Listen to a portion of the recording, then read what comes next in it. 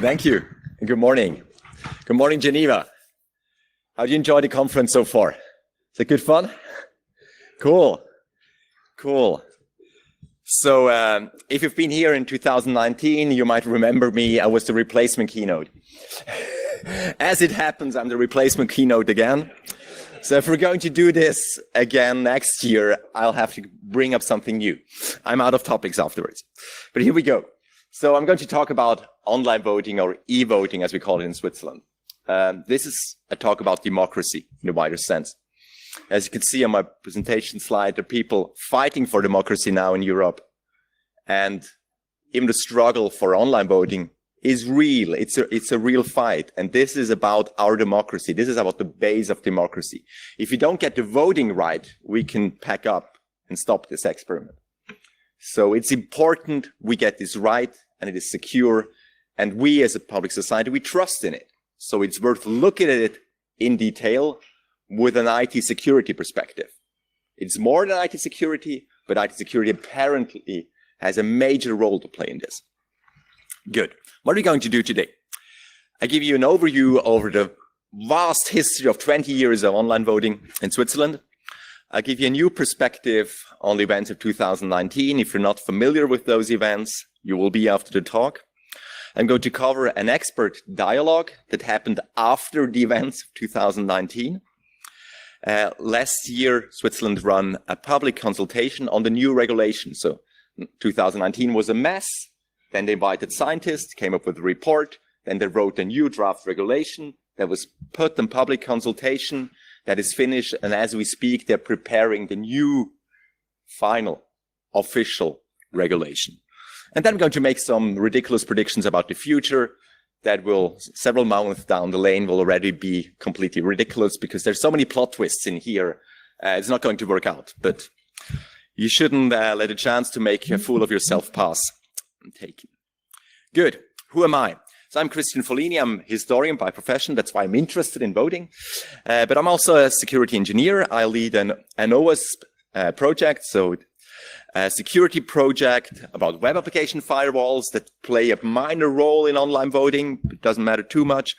But lately, I've also become an election worker. So physical vote counting, I do that, and I'm blogging about this as well on my website. So far, it's only in German, but I might translate this to French and English as we move down the road. I'm going to do the next blog post next week because we're going to count elections in the canton of Bern on Sunday. I'm doing this for the first time. Very interesting. So you might want to follow me on Twitter because I tweet about that. I tweet about online security stuff, my OWASP project, and e-voting, if there are news around it. You could say I'm wearing many different helmets with e-voting. As we move through this history, I'll pop up at various spots, and surprising spots probably for some of you. I used to bring a helmet in 2019 to my keynote, and I've been told I should have brought it again. But with online voting, there is not so much to talk about. Helmets, but apparently I have a suit of armor at home. Good. So, e-voting. Who among in the room is voting in Switzerland? Who has a Swiss passport? Okay, we have a mixed international audience. I would go half-half. That means I will explain one or two things about Switzerland democracy. I will explain one or two things about Swiss democracy first for the international audience. We vote like 4 times a year. So in a given country, usually do like every 2 or 4 years on the province level, country level. But in Switzerland, we do this 4 times a year. And that, of course, gives a fast pace. That means, A, there is a serious need to make a lean process. Online voting helps if you do this 4 times a year. And we have a lot of experience with this because we do this 4 times a year. And when you do something new, you get a lot of test runs because you can try this out 4 times a year. Estonia has been very strong in online voting, for example, and they do it every 2 or 4 years. And they've been doing this for 15 years now. So they have done like 15 elections with this. But we do 10 or 15 elections in 2-4 years in Switzerland, or votes. So we have a lot of experience, and it's a good test bed to do this, actually. And because this happens so often, people in Switzerland do mail-in ballots. We vote physically, we still do, so on paper, but then we put it in a post. There are very few people to go on to the voting office on a Sunday morning in Switzerland. 95%, more or less, vote by mail. And that is, as you can imagine, inherently insecure. We introduced this 25, 30 years ago, and people just accept it as a given. But as a security person, you need to think about the security implication of throwing your vote into a mailbox and hoping it will be counting. So that is a problem. And because mail voting is so well established, online voting is not such a big step. It's just the same material entered into the browser instead of thrown into the inbox.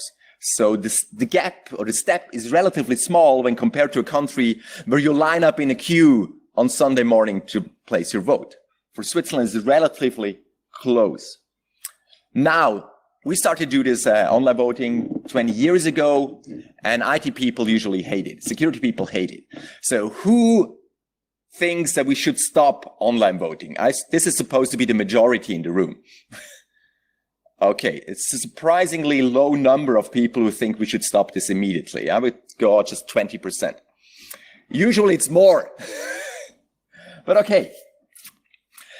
As we enter this, apparently, as IT security professionals, you know this is going to be problematic. This is a conference with a lot of talks about vulnerabilities and weaknesses. It's no different with online voting, of course. It's difficult to get this right. And doing a presentation after 20 years and still no online voting in Switzerland, as we speak right now, means there have been a lot of security problems along the way because it's so difficult to do this. And you can sum up the arguments against online voting in a statement like this by Bruce Schneier, it's a couple of years ago in The Atlantic. He would say, we simply can't build an internet voting system that is secure against hacking because of the requirement for a secret ballot. So you want security and integrity of the vote.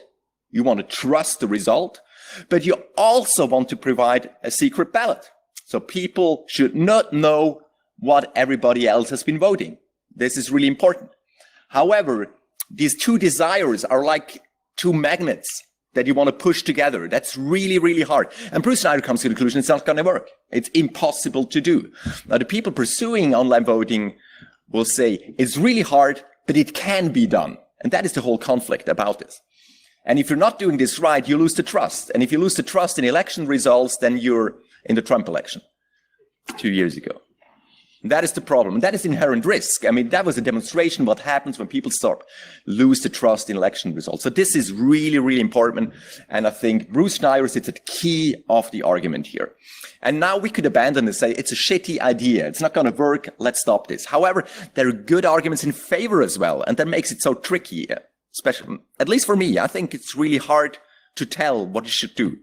So what do we have as arguments in favor of online voting? We have citizens living abroad. More than 10% of the voting population in Switzerland is living abroad. They have to vote by mail, and that works nicely in France, it works nicely in Germany, Europe, maybe United States. But when you live in Mexico or Paraguay, it's not going to work. You have 4 weeks to deliver the mail ballot from Switzerland to some remote country, and in the same 4 weeks, it has to return back to Switzerland and land in the ballot box. And that's not working. That's why they complain. They say, we have a right to vote 4 times a year on a federal level in Switzerland, and we're always late. So these people are effectively disfranchised from the vote. And that is a secure problem because it's like 10-50% of the voting population. That is serious problem. This is well covered. They are lobbying for this. They've been lobbying for a lot of time. People acknowledge this. But there are more people. The visually impaired and the quadriplegic voters. In numbers, that's not so many. I would gauge maybe 15, 20,000 in Switzerland. However, these people are not getting a secret ballot because a blind person cannot pencil the voting slip. That's not working. So they need an assistant. Depending on the legislation they work under, this can be a friend or it's an official person from the community coming to them. That is assigned. So they're not even picking the person they have to trust. And I think that is a huge problem. I mean, they get the secret ballot guaranteed in the constitution in Switzerland, and they're not getting it. So I think that is a serious problem. The other, they decided to live in Mexico. Okay, go live with it. But they didn't decide they want to be blind. So I think this is a serious problem. And they're disfranchised from the vote to a certain extent, at least disfranchised from the secret ballot. Next one, the formally invalid ballots. If you've done voting, it's yes, no. People usually get this right. However, there are a few formal aspects around it. We have a percentage on the yes, no votes that are formally invalid. However, when it comes to elections, Swiss ballots are so complicated. Are you allowed to do so complicated things by striking through, replacing names and all that stuff, that a lot of the ballots are invalid, formally invalid, they're dropped. This can be up to 10% in an election. Again, throwing away 10% of ballots in an election is a huge problem from a democratic viewpoint. And of course, if a computer does the checking in the online voting, he will say, hey, look, this is illegal, you cannot do this. Do it as follows. So you don't end up, you don't get formally invalid ballots online voting. I mean, they get this right. I mean, this is usability management, and that works. Even if security has had problems, they got this right. And then finally, we have the security weakness of the physical voting process, because we vote by mail, throw it in the mailbox, and we hope it will arrive at the ballot box. And that means the existing channels, the voting channels, the voting by mail and voting physically on Sunday morning, that has security weaknesses as well. And online voting has different security weaknesses, and you need to balance together. So with all these arguments, we have very strong arguments against online voting, but I think we have pretty good arguments based on the Constitution for online voting. And to clash, I haven't made up my mind. I think it's just very, very difficult, and we need to take this very carefully. Good. Let's move on. So we start in 2000. One of the first cantons doing online voting in Switzerland has been Geneva, where we are right now. And Geneva has been very, very important for online voting in Switzerland. They have been carrying the torch in front for more than 10 years. In 2004, a Spanish company called Seitel entered Switzerland, and they did the first online vote in the canton of Neuchâtel. You will notice two French-speaking cantons. Online voting in Switzerland is a French-speaking thing, which I think is kind of cool, because usually it's the German speakers think they'll lead the torch. It's not happening. 2009, 8 Swiss cantons, mostly German-speaking cantons, formed a consortium together. They teamed up and said, look, Geneva is doing their all on their own. That's really tough. Let's join together. Let's form a team.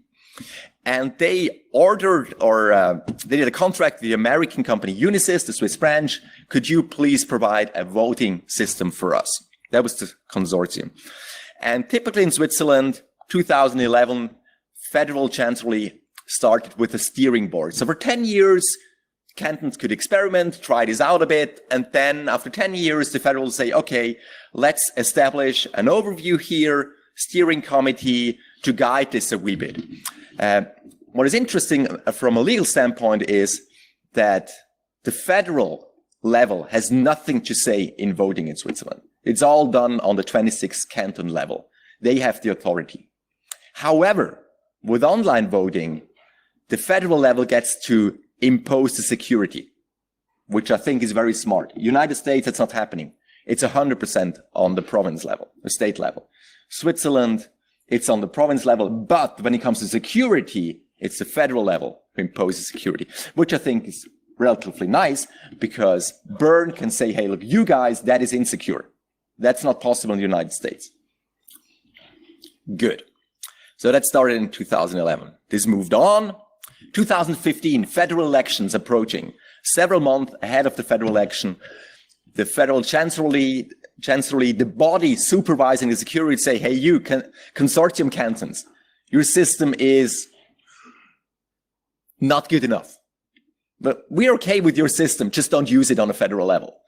And the consortium died within weeks or days. They just, oh, we're out. If this is not working after 6 years, we drop it immediately. So consortium died, and Swiss Post entered the game. So Seitel has been struggling in the canton of Neuchâtel in Switzerland for like 10 years. And then Swiss Post approached them and said, look, actually, we found out that people are voting by mail. And we think if somebody's replacing that channel, we'll lose a lot of letters. That is a lot of business. And we want to be the person eating the letters. We want to be the ones doing online voting.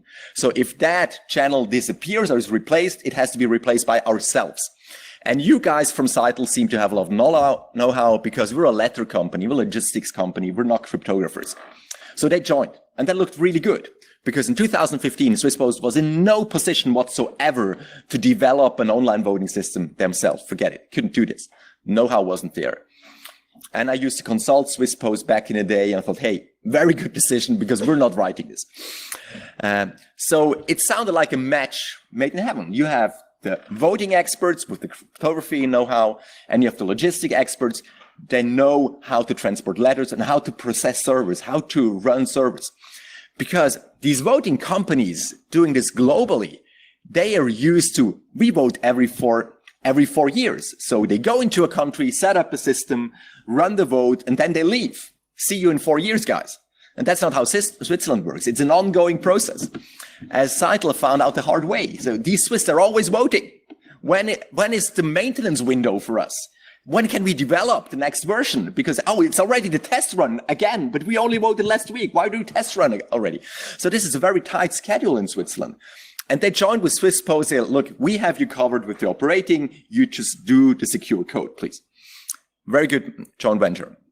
And then in 2017, the Federal Chancellery, or the Federal Chancellor, Walter Thurner, announced by the next federal election, 2019, I think it was like 2/3 of the cantons to introduce online voting. Not for everybody, but at least let's start with test runs in 2/3 of canton. And that was a bang. Bah! Hey, hold on. You've been working this for 15 years and nobody cared. And now you're introducing the 2/3 of the people, so you get immediate resistance. I mean, some experts hated this already, but after that announcement, everybody jumped on it and said, hey, hold on, that's really, really dangerous. And what we've seen so far, we're not satisfied. So you get resistant immediately after that statement. And then is when the no e-voting movement really kickstarted. So here you see a famous Swiss politician.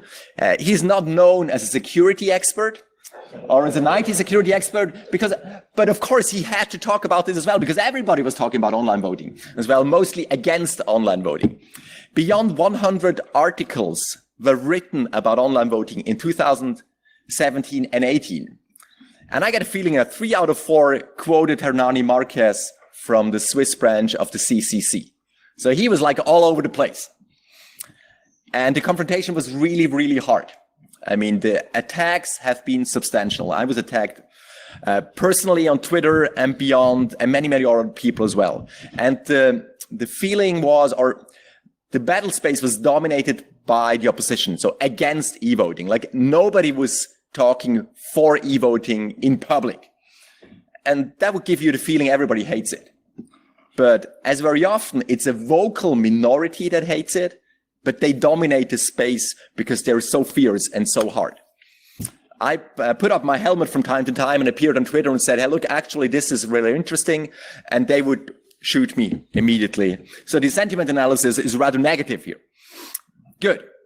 2018, Geneva quits. There are a few people who get wet dreams about what they did to Geneva because they managed to be on the Swiss German TV with a headline, Geneva e-voting system has been hacked. But that has been a lie. That was not the case. Absolutely not. However, coincidence, 1 or 2 weeks afterwards, Geneva said, we're going to quit this. Why would Geneva quit?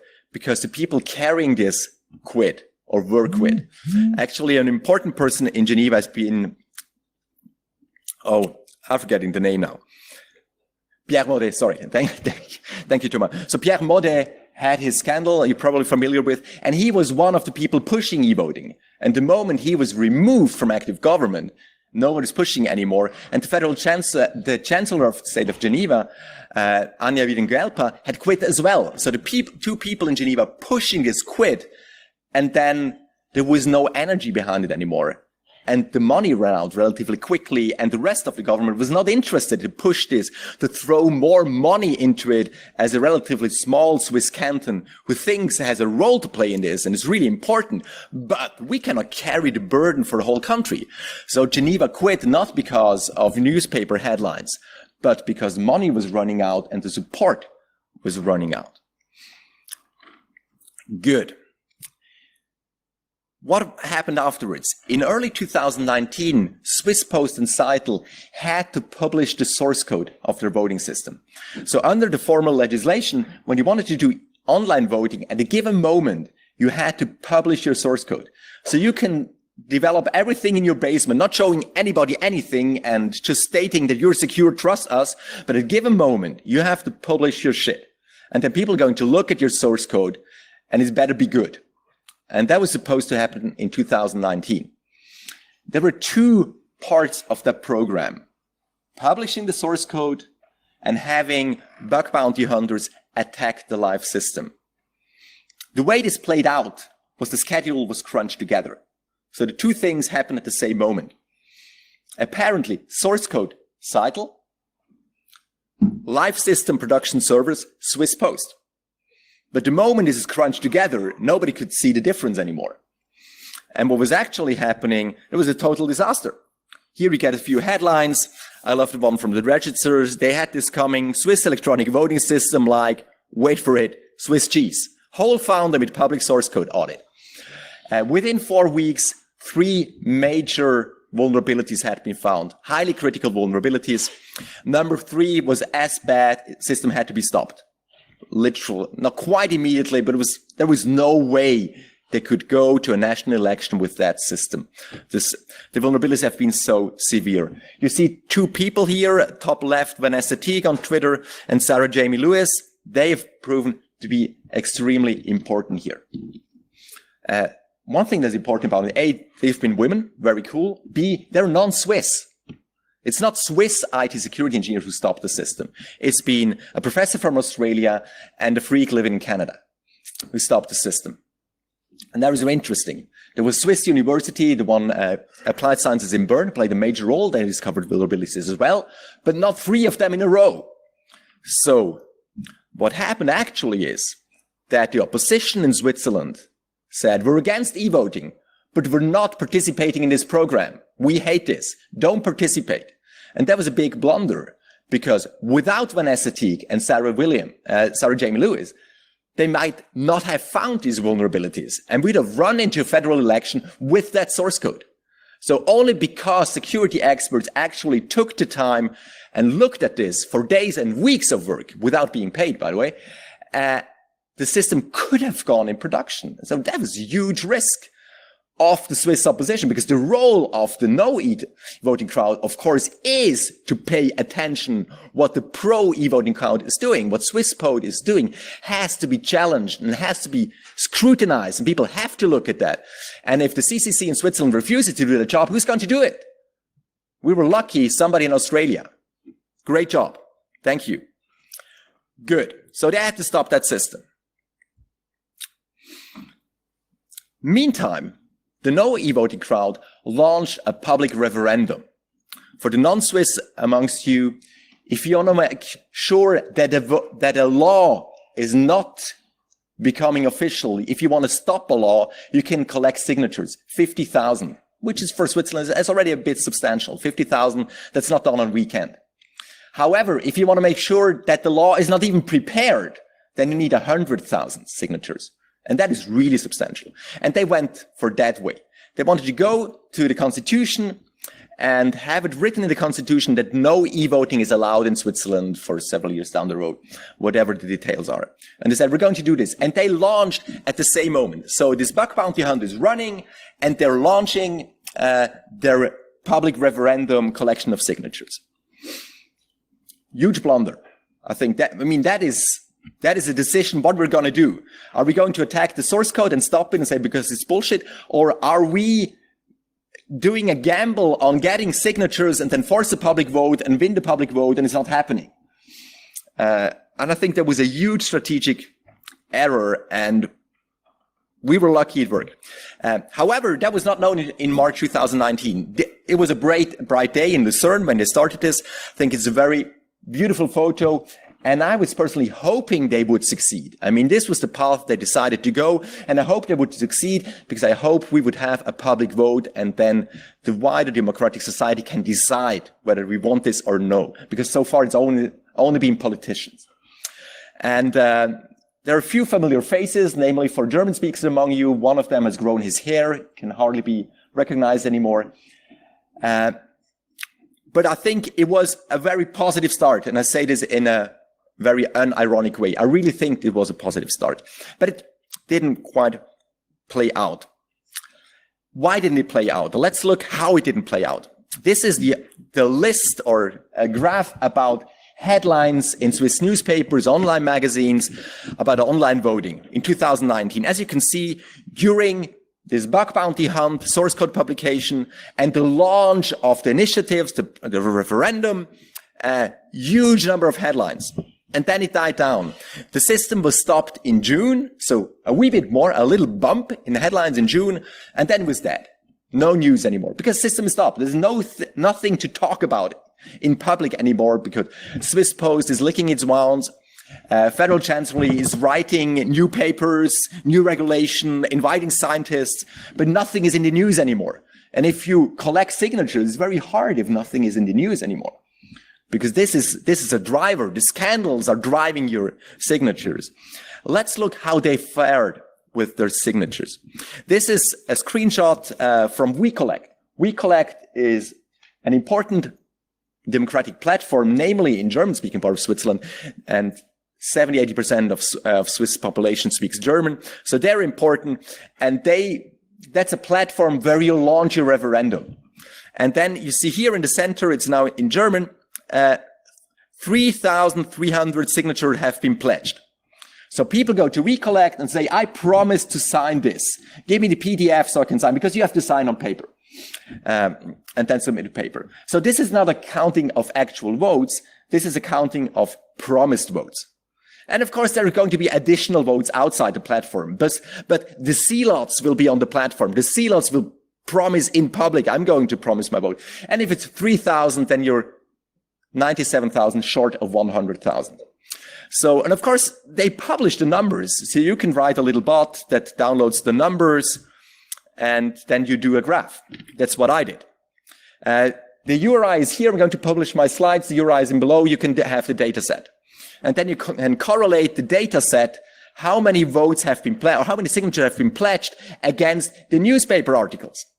And you will see that they immediately got to 3,500. That's their friends. That's this group. They signed immediately. Of course they do. But what happens afterward? Flat line. They were not able to transpose or transport the headlines into signatures because nobody cared.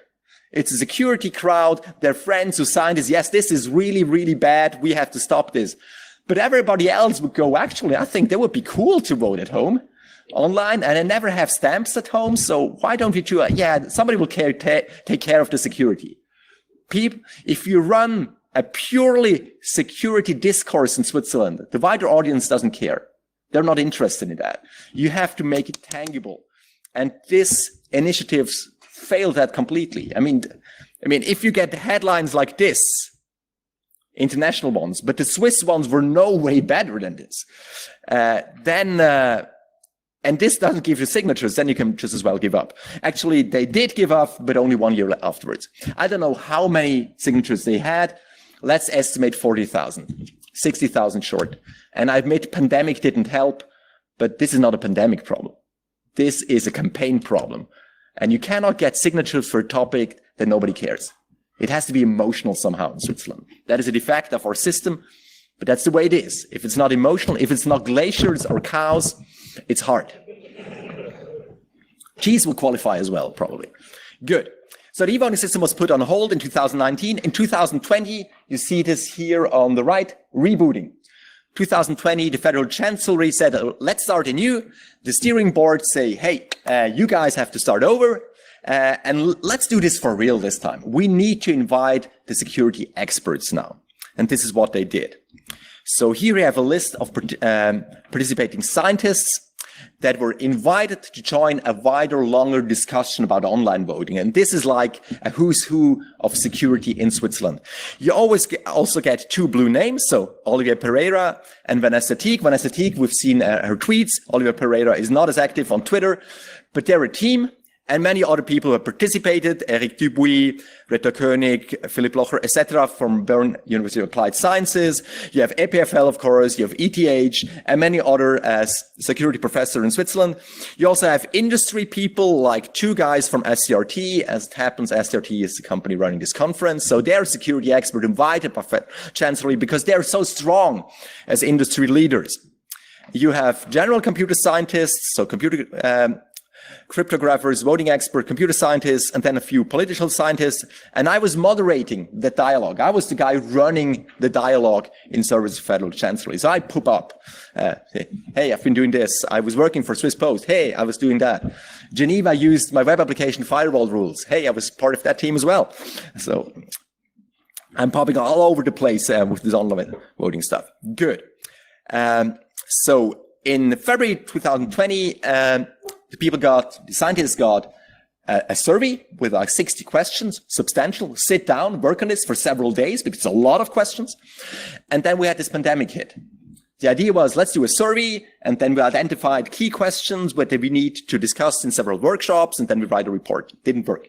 So we had to do an online dialogue, and we run this on a GitLab platform. This is really cool. Federal Chancellor would say, what are we going to do now? We cannot do workshops. It's illegal. I say, yeah, let's try and do this online. We can do SharePoint or GitLab. If you decide to do this on SharePoint, I'm out. But if you're okay with GitLab, it's going to work.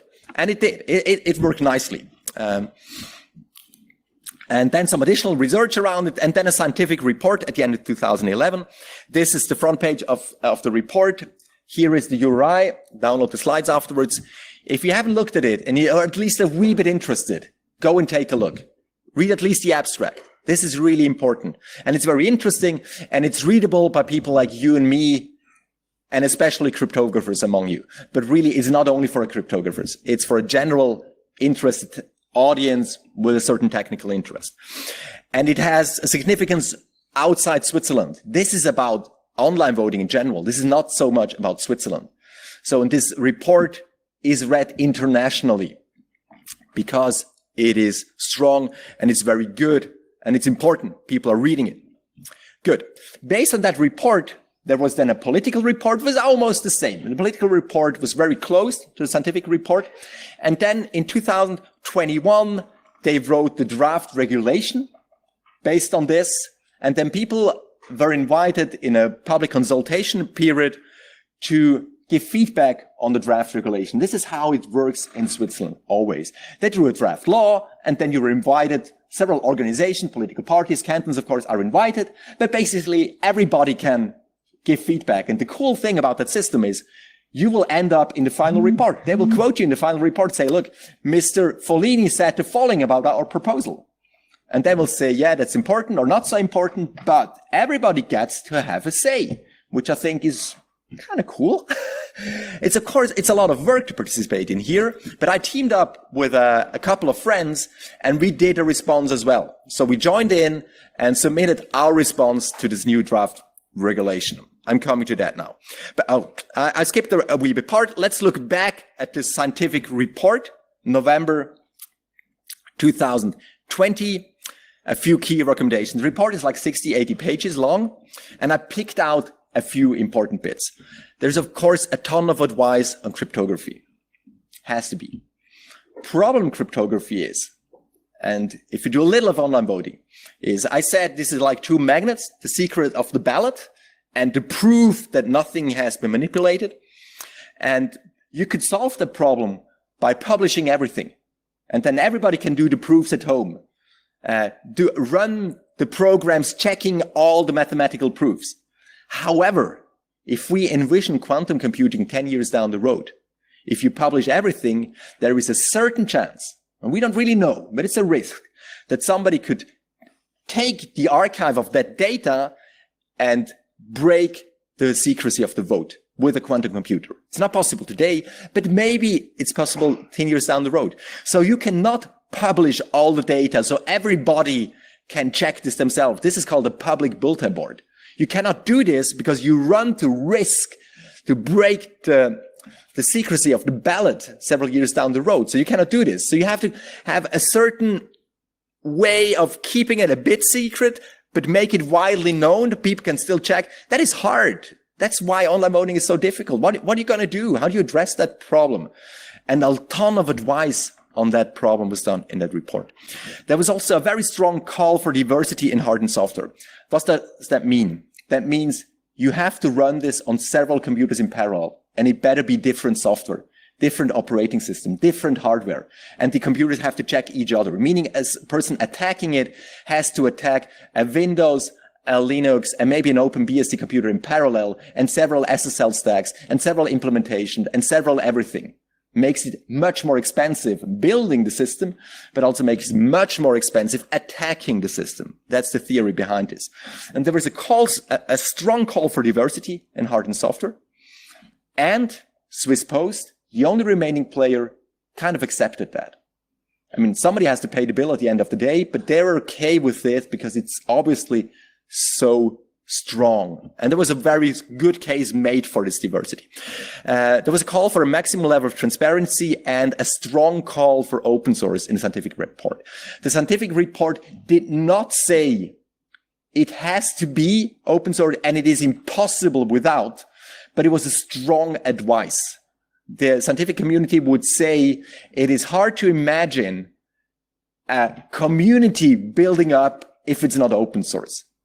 If you publish the code and tell people, look at it, but you cannot use it, there's not going to be a community around it. It's unlikely to develop a community around. So you'll have to pay people and foster the community. Whereas if it's open source, then it can be organic. Then people can reuse it forever they want, and then maybe this starts to live. So that was the advice in there.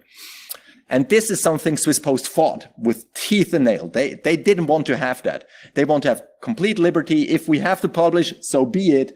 But we're not making it open source. Very strong against this.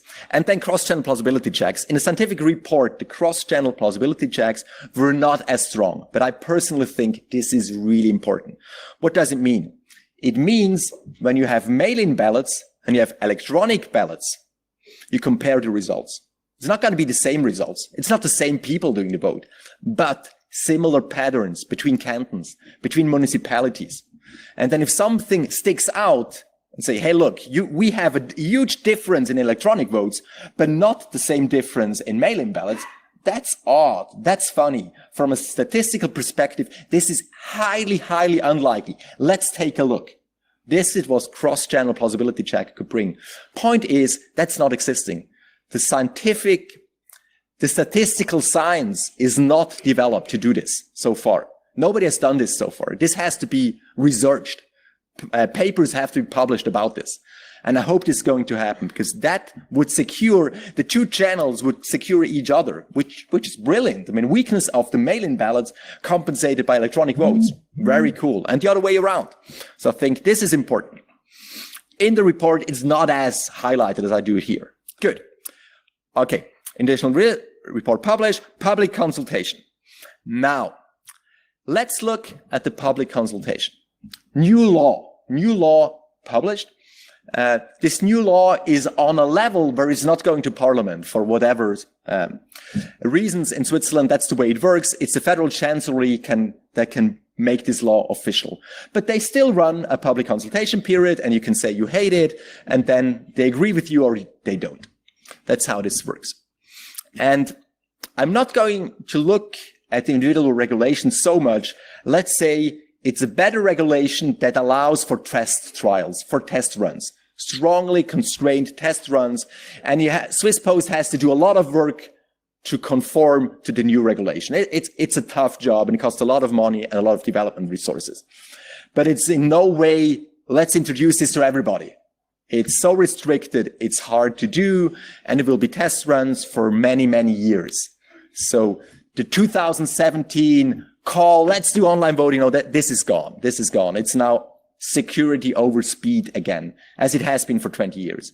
So I would say there was an exception to call everybody, and it was a bit of a blunder. Didn't work so well. So we're back to Swiss security over speed, and that's okay. So I teamed up with a couple of friends and we did a response, as did many others. And I'm going to look now who is responding, how are they responding, and what are they, not so much what they are saying. But who? Because that is important. If we're going to do online voting as a society, we have to have a knowledge level to talk about this. We need public scrutiny. We need enough experts to look at this and enough people interested in it and enough cantons knowing what they're actually doing there. Because if you imagine, I'm not naming any Swiss mountain cantons, but if you imagine them doing bleeding edge cryptography, hard to imagine. Because that is tough. That's real stuff. So are the cantons in a position to do this? You could see in this public consultation. Let's look at the responses. Is this a qualified response or is it just blah, blah? Is it bullshit or is it hard evidence? Let's look at this. So 67 responses, almost 700 pages of response. That's a lot of text. A lot of people have been sitting down and writing qualified responses. This is good feedback, at least in a quantitative way. So who has responded? My work here is now based on the report they published. So they would take the 700 pages and then weed it out and chew it and write a response report. Federal Chancellery always does a response report and they say, look, we got 67 responses from so and so many organizations and this is what they did. And then on paragraph 14, we got the following responses and we conclude the following. And now up to article number 15. This is boring report, of course, but it's also a very interesting report and it's a good source for my presentation. Because we get 67 responses, 48 have been positive, 11 have been positive with fundamental reservations, and 8 have been negative. So it seems that no e-voting crowd is not as vocal as the pro-e-voting crowd here. So as it seems, the cantons are generally in favor of e-voting. They just no longer want to be the first ones trying it out. But they think, yeah, it's actually good, but let's have the other canton go first. And if they get burned, we're out. So it's been mostly positive. A few really negative ones, and you could say Federal Chancellery likes this. That's why they think everything is positive. But I checked this. It's actually true. Most people think, yeah, it's kind of okay, but pay attention to the following points. Missing. That's, of course, very interesting. Who's missing? Who's not responding here? So 67, you have all the cantons invited, all the political parties invited, and then lots and lots of organizations. And of course, all the IT organizations which have been invited because they're supposed to be the experts. So who's not responding? You have the EVP, the Swiss Protestant People's Party, a small Swiss party, and I wouldn't expect them to respond. I mean, it's a small party. They have limited resources and they're not experts in online voting. But then the Green Liberal Party, hey, that's the digitalization party in Switzerland. And they didn't respond. Why didn't they respond? Because they're torn. They hate this, but at the same time, they love it as well. And they clash like this internally. They're torn apart by these questions. A lot of IT people vote Green Liberal Party. And a lot of them will say, hey, digitalization, let's do online voting. And the other guys say, oh, no, this is really dangerous. Don't do this. And they couldn't come together to respond in a unified way. This is significant, I think. And then Swiss ICT. Swiss ICT is the biggest IT association in Switzerland. They claim 200,000 members.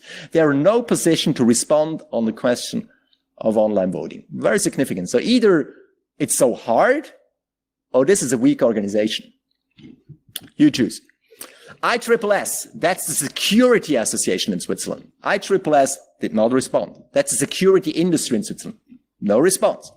In no position or no resources, or not interested, or torn, or whatever, no response. Interesting, because if they are not responding, I mean, who's going to respond? And then CCC, Swiss branch. So the guys are very vocal against e-voting.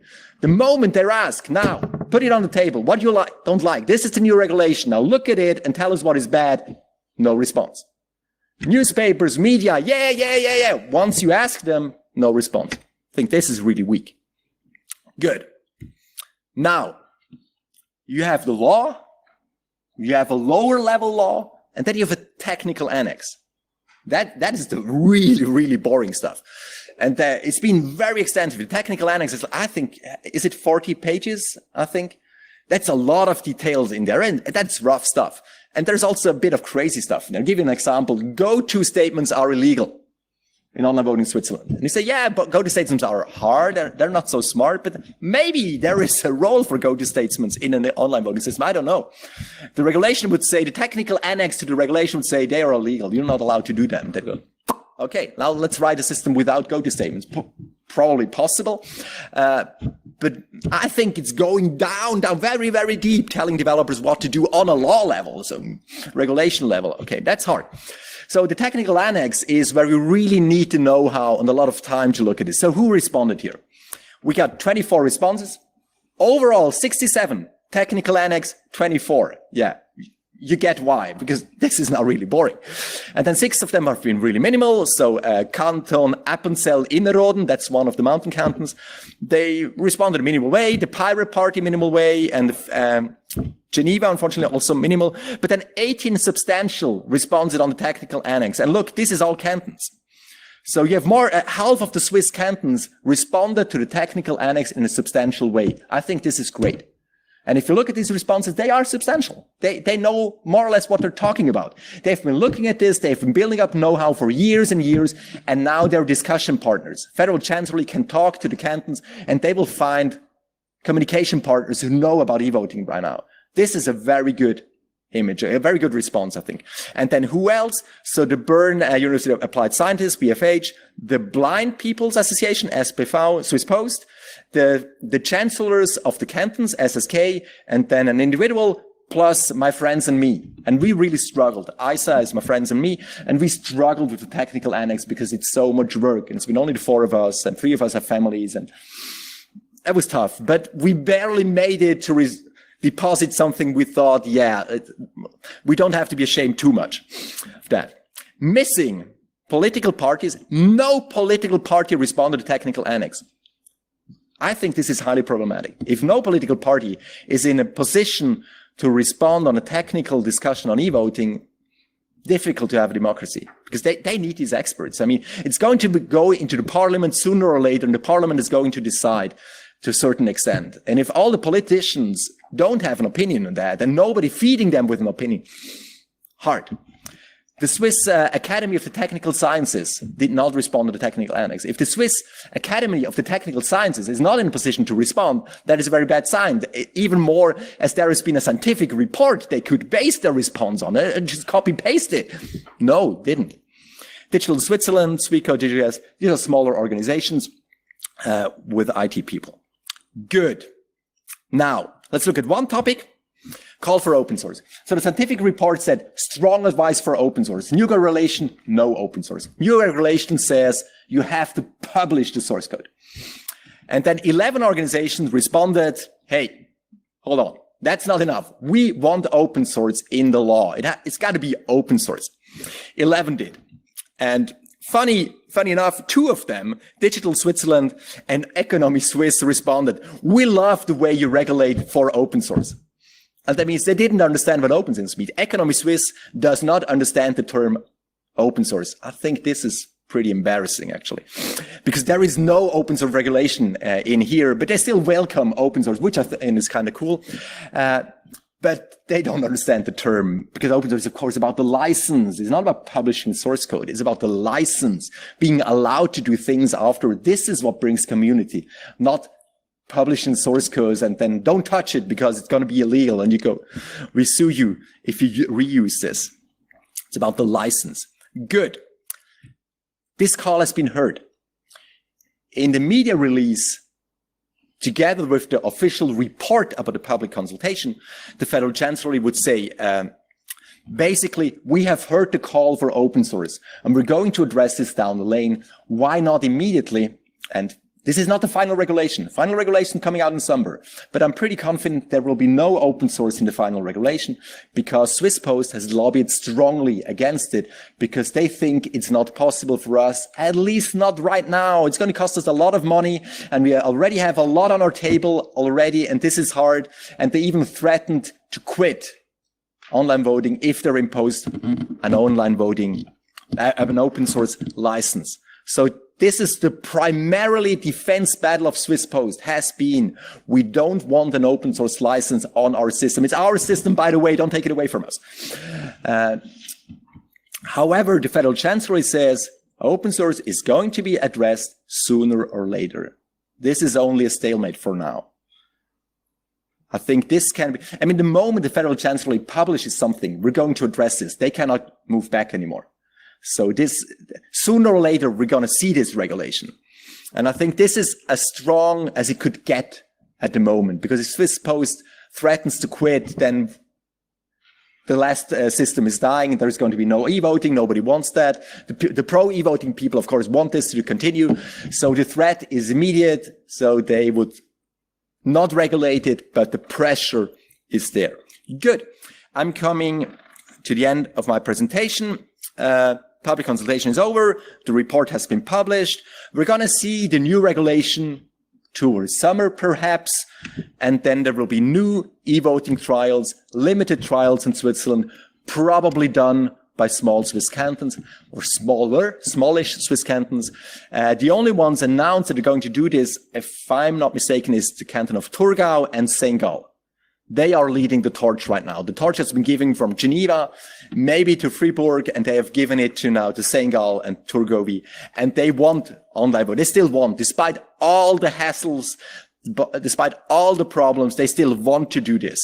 And they're probably going to do this in the federal election next year. And if that succeeds, then we'll see probably small spread of online voting. And that is the first prediction I'm going to make. So I'm now coming to the final part. Will I make a fool of myself? So wrap this into my skin when it's not true.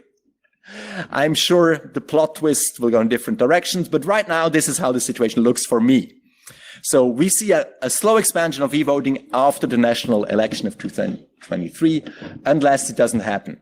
It's going to be bound by individual people, actually. People pushing this. Somebody in a canton saying, we want to do this because the canton has the authority, and somebody going to the local parliament saying, we want to do this, give us the money, parliament, so we can implement this. And this is happening in cantons where such a person can be found. Usually the chancellor of that canton who wants to do that. So we'll see a slow expansion unless something happens. The e-voting system of Swiss Post will become open source. I predict 5 years down the road, it's going to be open source because the pressure is so big and they know it's annoying and they get the same questions all the time. And of course they hate it. And I think there is a movement towards open source, and I think eventually we'll be there, but let's keep up the pressure. Good. I'm pretty sure a disability organization will sue for e-voting, because they don't get the secret ballot. On a constitutional level, that is a problem. And I think they're a pretty good situation to sue. How could they sue? You have a tied vote, 50-50, probably something that really addresses needs of disabled people. And they would go, hey, we have so and so many thousand people who couldn't vote because they wanted to have the secret ballot. The secret ballot couldn't be guaranteed.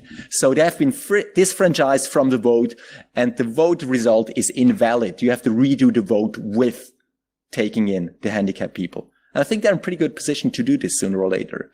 And Inclusion Handicap has sued Swiss Trains. CFF have been sued, and they lost in the federal court a couple of weeks ago.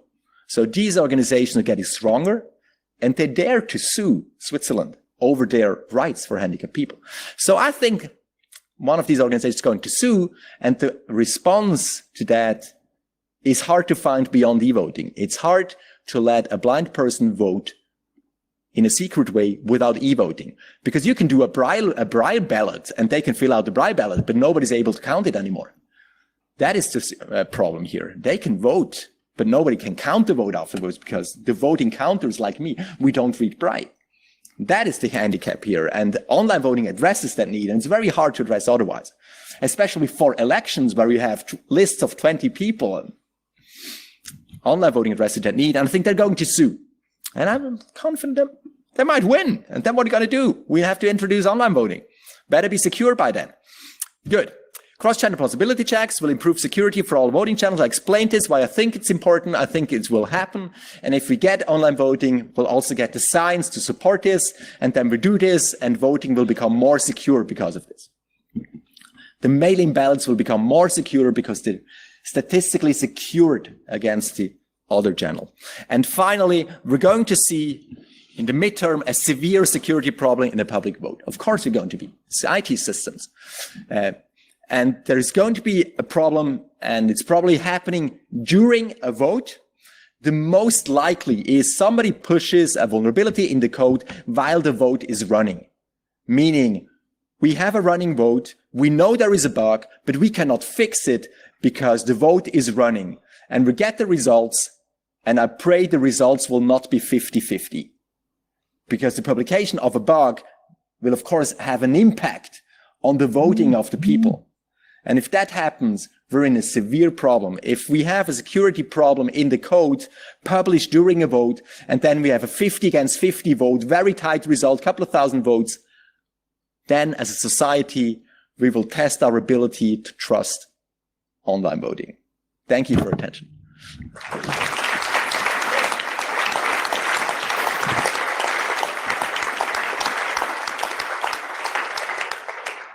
Thank you for the presentation. Other questions here?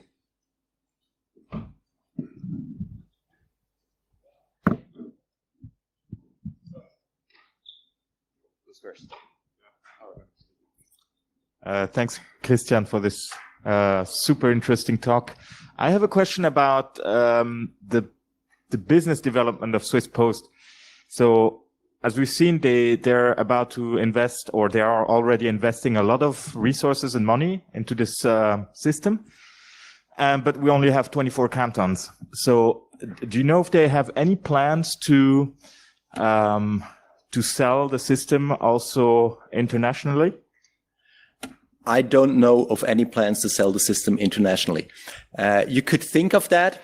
The one problem with that is online voting is very strongly tied to I would say, the political culture of a country.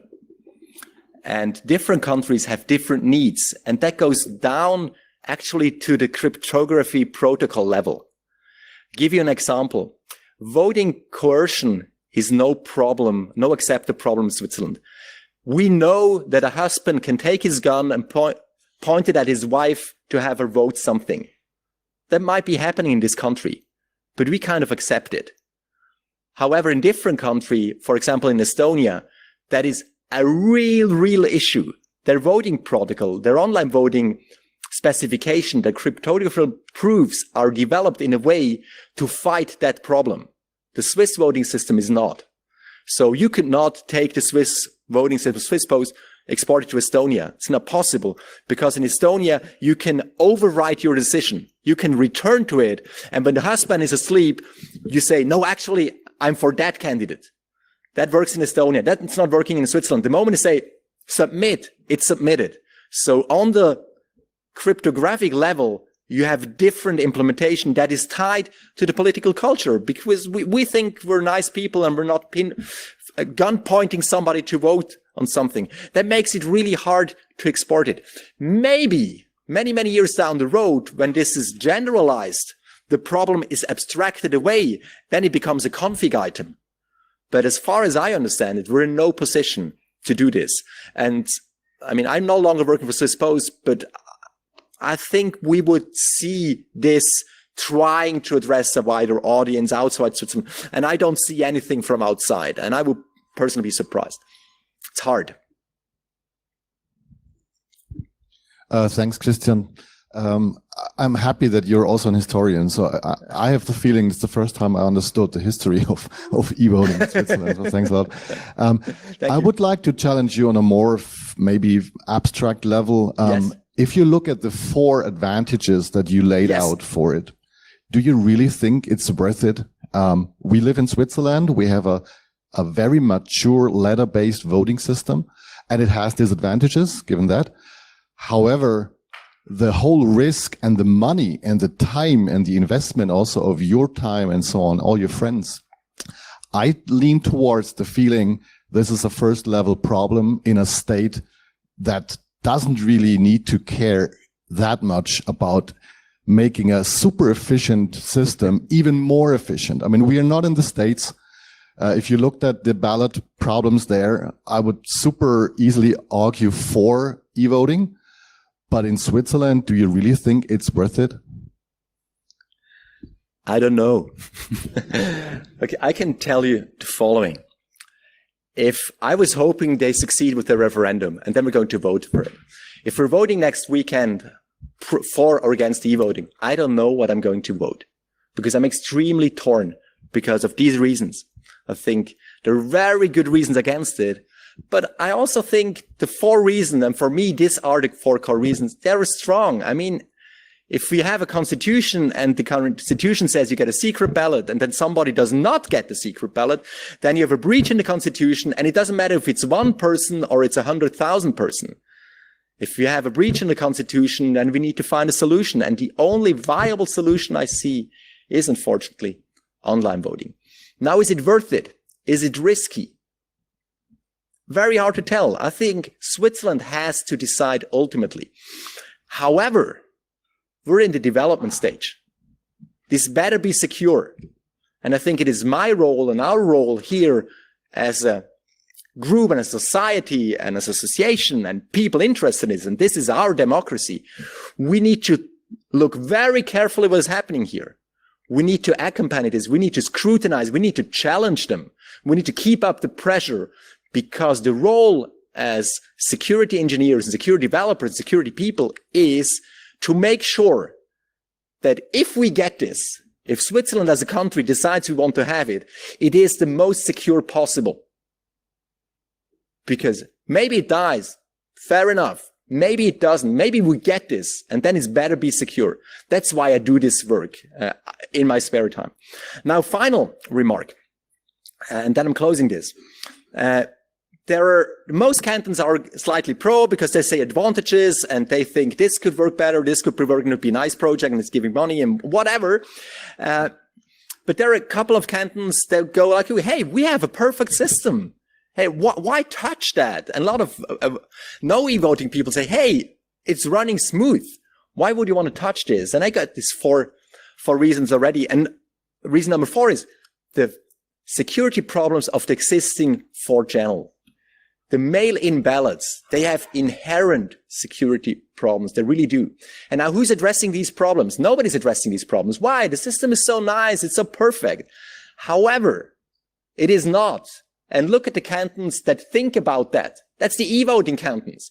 The e-voting cantons are thinking about security of voting. And the no e-voting cantons, I'll give you the example of Schwyz, Swiss Mountain Canton. They respond to the public consultation. What the fuck? Why do you want to do this? It's perfect. No security problem whatsoever. However, if you look at how mail-in ballots works, how the whole process works around it, the voting register is, of course, electronic. Then they do an export. They have an Excel table. They put this in an email, send it to the print shop. The print shop is printing the ballots. They're sent by Swiss Post all across the country. And down the lane, there's been a single paper looking at the security of this. And the paper is only 2 years old. Why? Because e-voting has raised the discourse. People are now thinking about it. Hey, we do online voting. Are there actually electronic system involved in voting in Switzerland? Yes, they're all over the place. You're not aware how much electronic systems, how much software, black box system that is not publicly known is working on elections. On Sunday, I'm going to count election votes in the canton of Bern. We have a cantonal election. And I'm going to type ballots into a black box computer that's going to count them. I know this is happening, but there is a single newspaper article about these systems. Every Swiss canton has such a system. Nobody knows about them. They're black box system. Their source code has never been published, hasn't even been publicly scrutinized. And they're going to vote, they're counting the votes. And the computer is going to say this party has so and so many votes. And I think the e-voting discourse sheds light on that discourse as well. I'm not sure if we should do e-voting or not, but I'm welcoming the discourse around the security of vote for the society as a whole. And if we have a trickle down of better security on the mail-in ballots, then we have already won something. Even if we drop e-voting at the end, we have improved the overall posture of the trust in voting in Switzerland. And I think that's why it is important to work on it. And if it's important enough to introduce it, I'm really torn. I don't know. But thank you for the question. I think that is the core question, actually. So please again, so give a round of applause.